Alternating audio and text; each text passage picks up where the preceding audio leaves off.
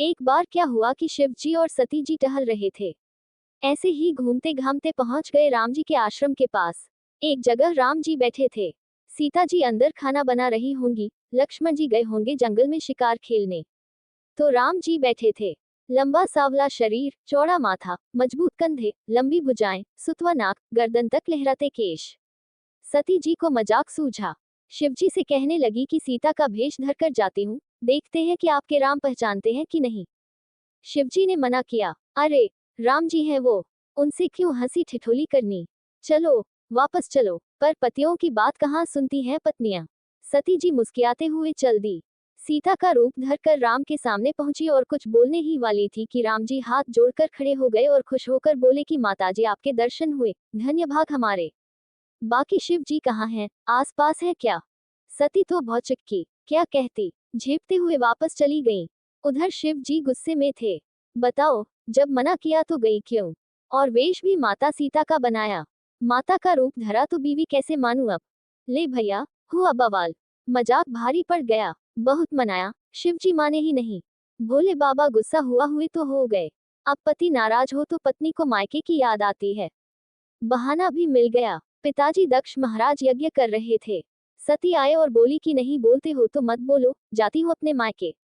शिवजी बोले कि देख, जाना है तो जा, पर सोच ले, बिना बुलाए जा रही है। सती बेचारी करती क्या, पति का मुंह सीधा ही नहीं हो रहा। चली गईं। जब दक्ष ने देखा कि बेटी आ रही है, पर दामाद का पता ही नहीं तो अपमान महसूस हुआ। समझता क्या है खुद को, सारे देवता आ रहे हैं, वो भी आ जाता। पत्नी को भेज दिया, अब दामाद को भी निमंत्रण भेजे क्या। और दामाद भी कैसा, राख मल ली, बाल कभी धोए नहीं, जटाएं बन गईं।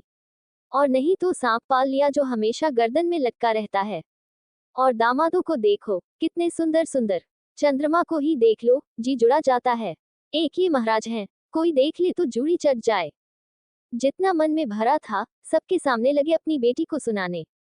बेटी भी कितना बर्दाश्त करे। जो बोलना हो मुझे बोलते, मेरे पति को क्यों बोल रहे हैं, वो भी सबके सामने। गुस्सा तो बहुत तेज चढ़ा, पर करे क्या। पति से तो गुस्सा होकर मायके आई थी, अब पिता से गुस्सा होकर कहाँ जाएं। जब गुस्सा किसी और पर नहीं निकलता तो खुद पर निकलता है। आगा पीछा सोचे बिना कूद गई आग में। बवाल पर बवाल। शिव जी को मालूम चला तो मारे गुस्से के लगे झोटा नोचने। झोटवा में से वीरभद्र निकला और जाकर दक्ष की गर्दन उड़ा दिया। इधर शिव जी बिल्कुल बौरा गए। अपनी जान से प्यारी बीवी की देह लेकर बावलों की तरह घूमने लगे। कभी गुस्सा आता तो लगते तांडव करने। हाहाकार मच जाता। समय कुसमय का ध्यान दिए बिना लोग पटापट मरने लगते। और कभी बिल्कुल निराश होकर गुम टहलते रहते तो संसार चक्र ही रुक जाता। ब्रह्मा विष्णु को बड़ी चिंता हुई। खाली सृजन और पालन से तो काम चलेगा नहीं। तो तय हुआ कि इस स्यापे को खत्म किया जाए।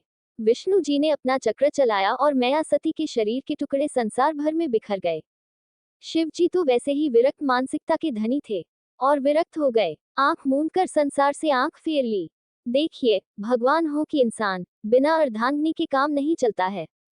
फिर ये तो शंकर थे। बिना शक्ति के पुरुष, पुरुष ही नहीं।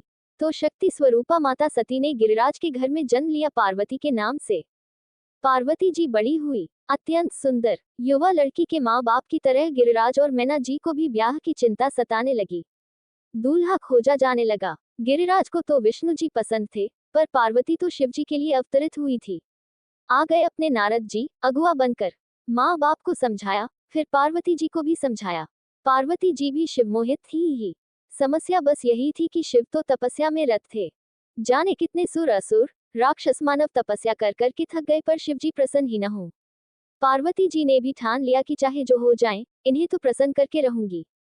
भाई, स्त्री अगर कुछ ठान ले न, तो कुछ भी कर सकती है। शिवजी भी अंततः प्रसन्न हुए। वरदान मांगने को कहा तो पार्वती जी ने अक्षरशः वरदान, वर का दान ही मांग लिया। तय हुआ सब। शिवजी बोले कि जाओ अपने घर, अपने पिता से कहो कि हम बारात लेकर आते हैं। कुछ दिन बाद चली शिवजी की बारात। बारात में इंद्र, वरुण, यम, कुबेर जैसे देवता अपनी सुंदर सेनाओं के साथ चले। विष्णु जी भी पहुंच गए। बाराती तो इतने सुंदर सुंदर, और दूल्हा, उसका तो पूछो ही मत। जटा बड़ी है, हाथ में त्रिशूल है, उस पर डमरू बंधा है, माथे और सीने पर राख की रेखाएं खींची हैं, पूरे शरीर पर भाभूत लगा है, और बैल पर चढ़कर चल दिए। कपड़ा वपड़ा पहनने का तो होश ही नहीं। बस चल दिए तो चल दिए। उन्हें देख विष्णु जी खूब जोर से बोले, भाई यह बारात तो दूल्हे के लायक नहीं है। और उनके साथ साथ सब देवता लोग बहुत पीछे खिसक लिए। शंकर जी समझ गए कि देखो विष्णु जी को शादी का मामला है तो लगे मजाक करने। शिवजी ने भी हाथ लगाए और उनके सारे गण, भूत, प्रेत, पिशाच सब आगे आ गए। ये सब भी बारात में थे पर देवता लोग को देखकर पीछे हो गए थे। अब जब खुद भोले ने आगे बुलाया तो सब आगे आकर लगे नाचने। चली बारात। किसी भूत का सिर ही नहीं है, किसी के दो दो चार चार सिर। किसी पिशाच की आंखें नहीं, तो किसी के शरीर पर बस आंखें ही आंखें। कोई गण लंगड़ा है तो किसी के घोड़े की तरह चार टांगे। प्रेतों का तो शरीर ही नहीं है। सब भांग गांजा पीकर मस्त होकर नाच रहे हैं।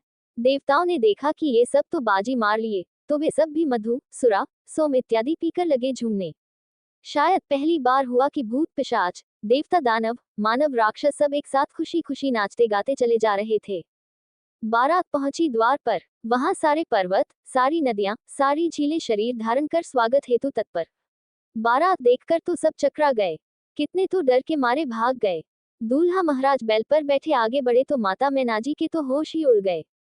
थाली छूट गई हाथ से। भागकर अपनी बेटी के पास चली गई।